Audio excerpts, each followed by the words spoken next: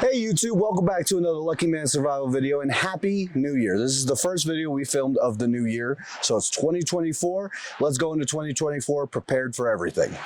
Now, we are in beautiful southern Utah. It is 31 degrees out here today with a lot of snow on the ground. We got about 4 to 5 inches over the last 2 days. And we thought we'd come out here and do a couple videos for you guys. You will see in a few videos we are all in the same clothes. Sorry, we don't always have the time to change clothes. We look cute as hell today anyway, so it is okay. And I'm not changing in this cold weather. Nope. So what we're going to be covering in this video is some things to look out for when it comes to winter survival. You really have to be aware that when you are out in the elements, you are 100% susceptible to cold weather, hypothermia, frostbite, and all things considered when it comes to weather-related problems. Now, we did want to get a nice backdrop of the water over here to kind of show you guys that even in winter times, if the water's not frozen, it does not mean it's warm. That water, we took a thermometer to it. It is 15 degrees Fahrenheit in that water right now. Now, some things to consider.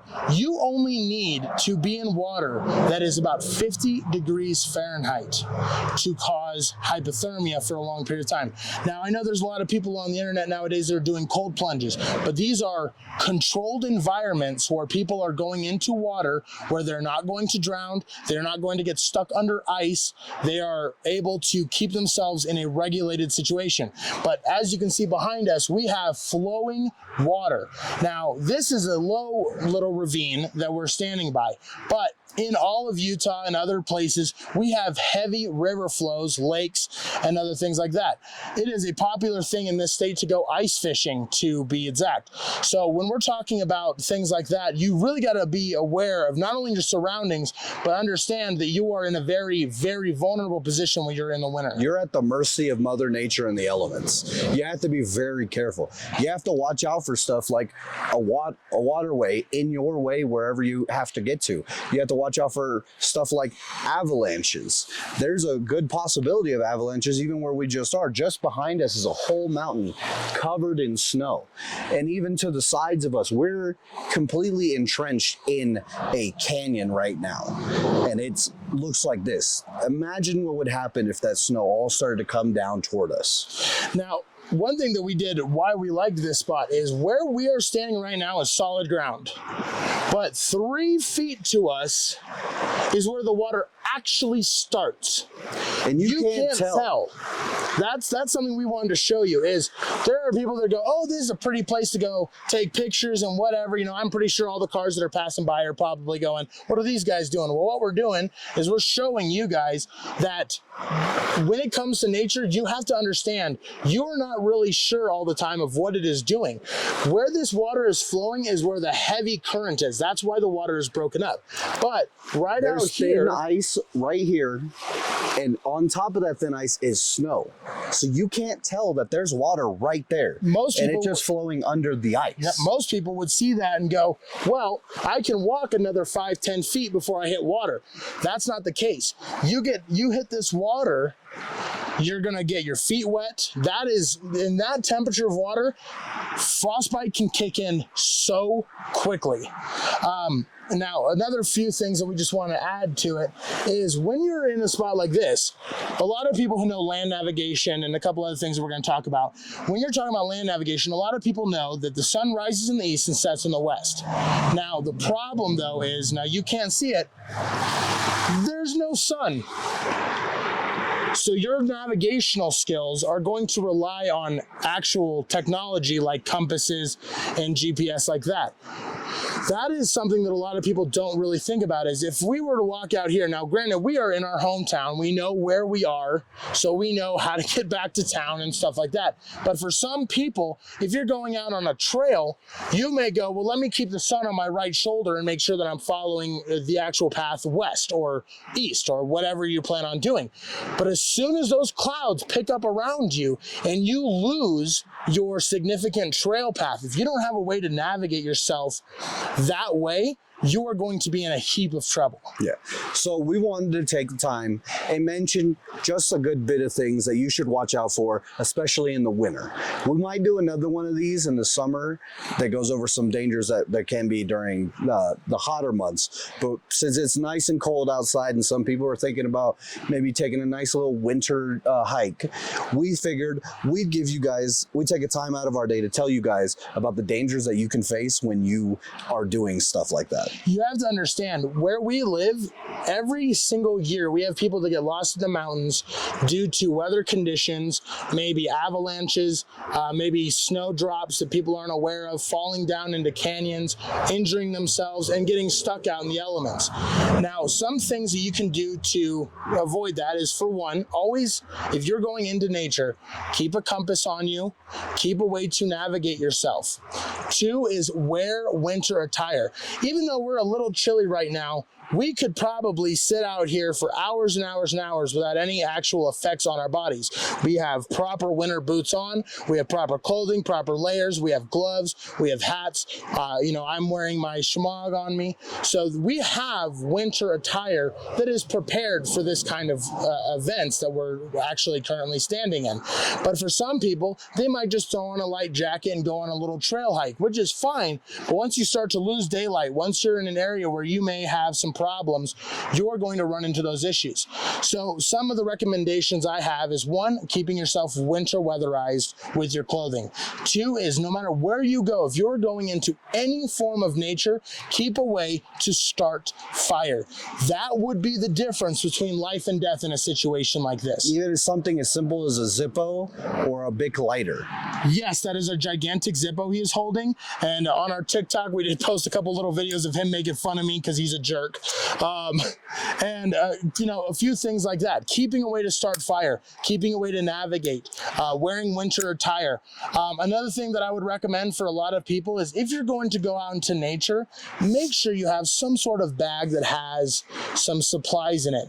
Make sure you bring some food, stuff like that. Hot hands. Yep. You really don't want to be going into nature unprepared, because let me tell you this. You are not meant to live out in the wild. Our ancestors were, but they were a little bit crazier than we were, and they could handle it.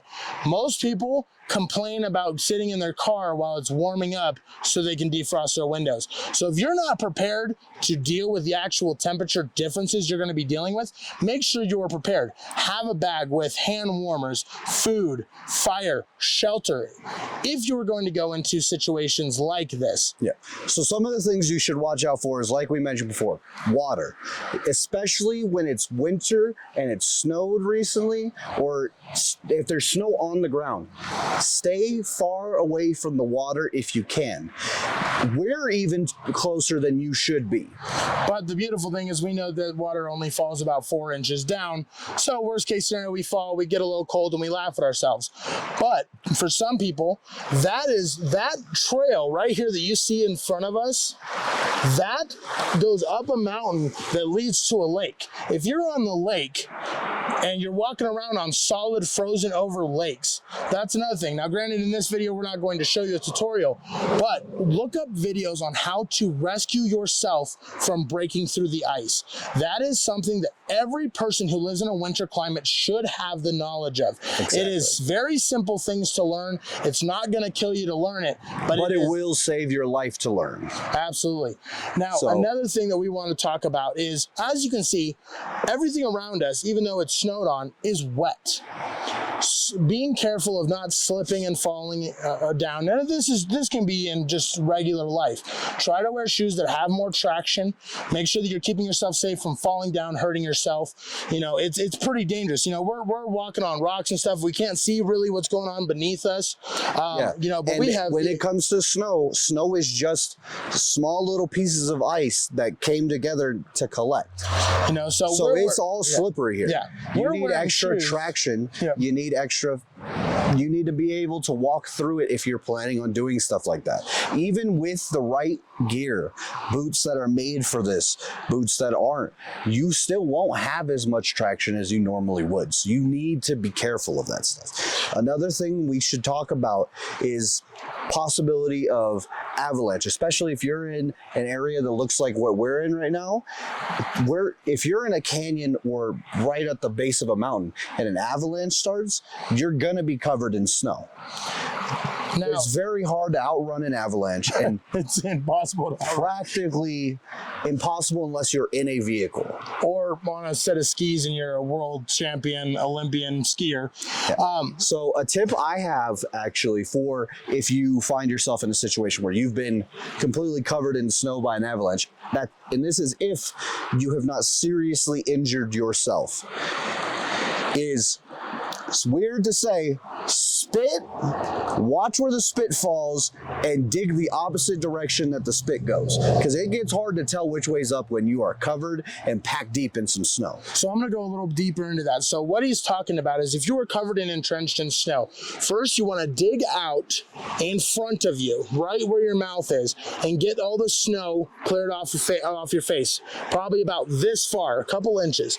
Then you're going to spit. Because gravity will show you if the spit goes up and comes back at you, you are facing down. You are looking up towards the sky. If you spit and it goes straight down, you are facing down into the snow. So what you want to do is that gives you a direction of which way to go because gravity is always going to force that spit towards the ground. So if you're in the snow and you don't know what's around you, spit, because if it goes there and comes back at you, you know that you are actually facing up towards the sky. If you spit and, say you're sideways and you spit and it goes like this, you know that is where the bottom of the snow is, and that way is where the top of the snow is. That is a good way to give you a directional basis of where to start digging yourself out of, especially because if you are entrenched in snow, you only have a little bit of time before, one, you start to lose oxygen. Two, is your body is going to have a very hard time regulating its body temperature, and that can kill you in a matter of an hour if you're really not dressed for it. And third and most important when it comes to that situation is if you are in an area where you are covered in snow, you have to think you have to get out of the snow, and then you have to hike back to civilization. You have to get back to an area where you are familiar with. If you're at the base of a mountain, realistically, not a lot of places are going to be close to mountains. Even where we are right now, even though we know where we're at, it would take us 2 hours to walk in pristine conditions back to town. Yep. So you have to understand that the sooner you can get out of the situation, the better. And secondly that is another reason why you want to be in the attire you can be. Because if you are in a situation where that happens, you want to put the odds as close to your favor as you possibly can. Another thing with the avalanches before we move on is if you're entrenched in an avalanche and you can't move, you want to start trying to wiggle and just be frustrated. Wiggle up as much as you can. You want to get as much movement space as you can so you can, one, do the spit trick, two, start digging your way out. And another thing, and this is something that I've heard several times, especially when I go up on the mountains and whatever, is another thing you want to be very careful of is if you have a lighter on you, only use it to see the direction you're going when you're doing the spit trick. Do not leave that lighter on. That heat can start to freeze, melt, and then refreeze the stuff around you, and you're going to create thicker, more impacted snow around you.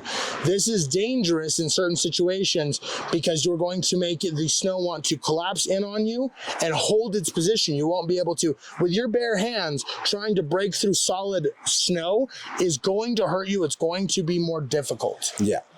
Now, the last thing we really wanted to touch on before we head off this video is near the end of winter when spring starts to come in, or just whenever the snow starts to melt in your area. A thing you need to be careful of is if you're in an area like we're in, we couldn't be here at all when the snow starts to melt. This is all all a great way to keep water in, and it all starts going downhill that direction. Now, which you means guys, this you can't would see all it, but what we're surrounded by is, so you have this land level right here that you can see.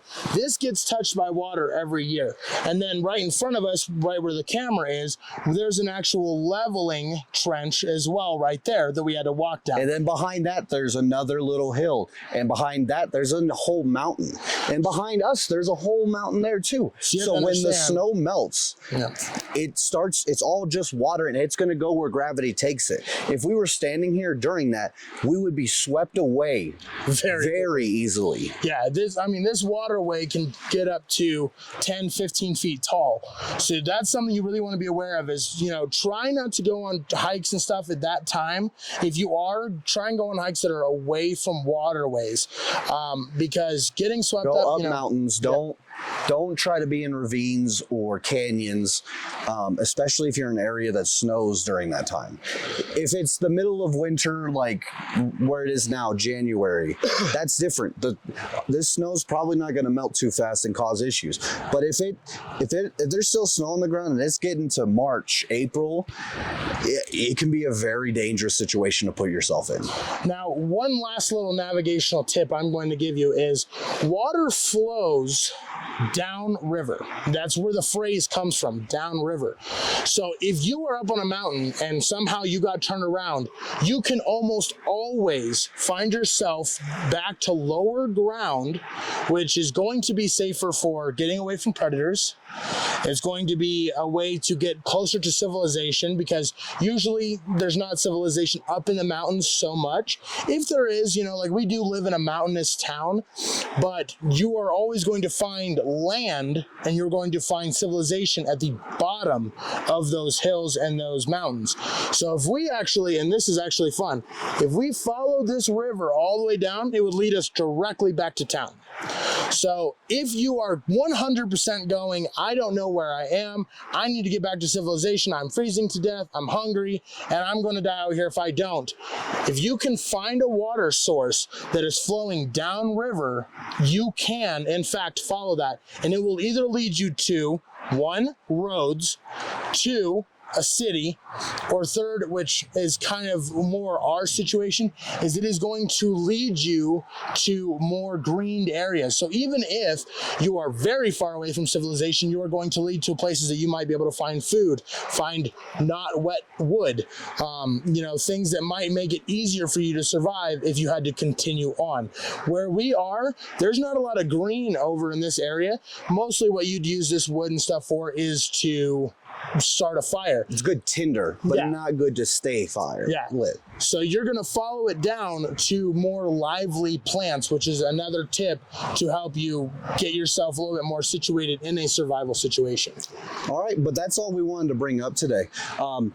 If you like this video, please like, comment, subscribe, and we will see you in the next video. And remember, guys, death is the rule, but survival is the exception. You guys have a wonderful rest of your night.